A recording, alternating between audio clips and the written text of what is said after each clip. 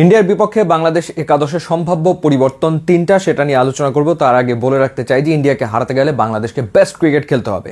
Good thing is that যে বাংলাদেশের ক্রিকেটাররা স্পেশালি ওপেনাররা দারুণ ফর্মে রয়েছেন। সাইফ হাসান তিনি আফগানিস্তানের বিপক্ষে 30 রান করার পর শ্রীলঙ্কার এগেনস্টে 60 রানের একটা ম্যাচ উইনিং নক খেলেছেন। তানজিদ হাসান তামিম আফগানিস্তানের বিপক্ষে দুর্দান্ত একটা 50 করেছেন।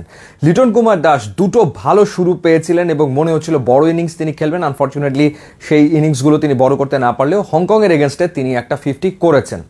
এরপরে যদি আমরা তাওহিদ হৃদয়ের কথা বলি, তাওহিদ হৃদয় তো সুপার ইনিংস খেলেছেন শ্রীলঙ্কার এগেনস্টে এবং তাওহিদ হৃদয়ের ইনিংস ইন্ডিয়ার এগেনস্টে গুরুত্বপূর্ণ হবে, কারণ যেই সময় তিনি ব্যাট করতে আসবেন সেই সময় ইন্ডিয়ান 3 স্পিনার বোলিং অপারেট করবে সম্ভবত। সেই ক্ষেত্রে তাওহিদ হৃদয় স্পিন ভালো খেলেন, শ্রীলঙ্কান স্পিনারদেরকে ভালোভাবে সামলেছেন, সুতরাং আরও একবার তার ব্যাটের দিকে তাকিয়ে থাকবে বাংলাদেশ দল।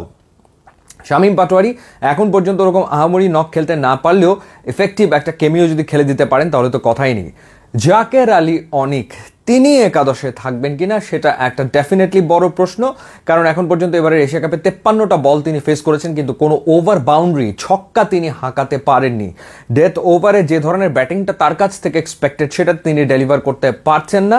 সুতরাং সেই জায়গাটাতে একটা পরিবর্তন আসলেও আসতে পারে এবং সম্ভাব্য পরিবর্তন হচ্ছে নুরুল হাসান সোহান, তিনি খেলবেন জাকের আলী অনিকের পরিবর্তে। এটা গেল এক। বোলিং ডিপার্টমেন্টের কথা যদি বলি, মুস্তাফিজ সুপার ফর্মে রয়েছেন। আফগানিস্তানের বিপক্ষে 3 উইকেট, শ্রীলঙ্কার বিপক্ষে 3 উইকেট, সব মিলে 7 উইকেট নিয়েছেন এবারের এশিয়া কাপে। এখন পর্যন্ত ভারতের বিপক্ষে বাংলাদেশের তুরুপের তাস হতে পারেন কাটার মাস্টার, এবং তার সাথে তাসকিন আহমেদ যিনি এখন পর্যন্ত 5 উইকেট নিয়েছেন।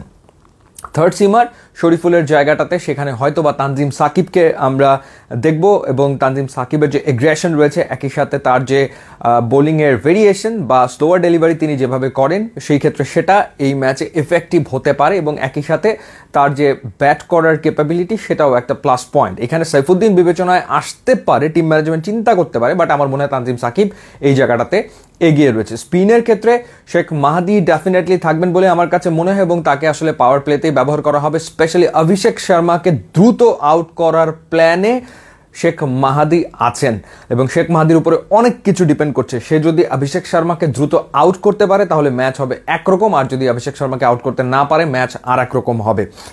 তার সাথে সেকেন্ড স্পিনার আসলে কে?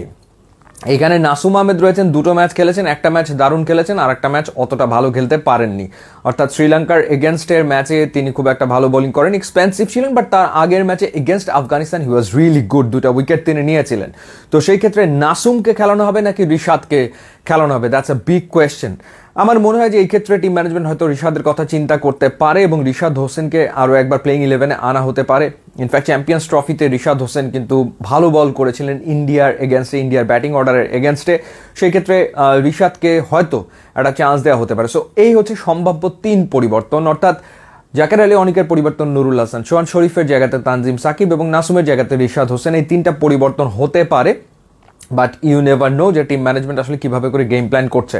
বাংলাদেশের প্রবলেম ফিল্ডিং, যেখানে ক্যাচ ড্রপ হয়েছে অনেকগুলো। সোফার এশিয়া কাপে বাংলাদেশে 8টা ক্যাচ ড্রপ করেছে, এবং দুবাইতে খেলা হলে ক্যাচ ধরা মুশকিল হয়ে যায় কারণ ফ্লাড লাইটের কারণে। তো সেটা মাথায় রেখে বাংলাদেশকে ফিল্ডিংয়ে বিচক্ষণ থাকতে হবে, ক্যাচ ড্রপ করা যাবে না। ইন্ডিয়ান ব্যাটাররা চান্স দিলে সেটা লুফে নিতে হবে, কোনো সন্দেহের ব্যাপারে নাই।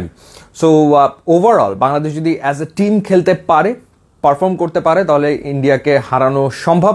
এখন পর্যন্ত টি20তে বাংলাদেশ একবারই মাত্র ইন্ডিয়াকে হারাতে পেরেছে।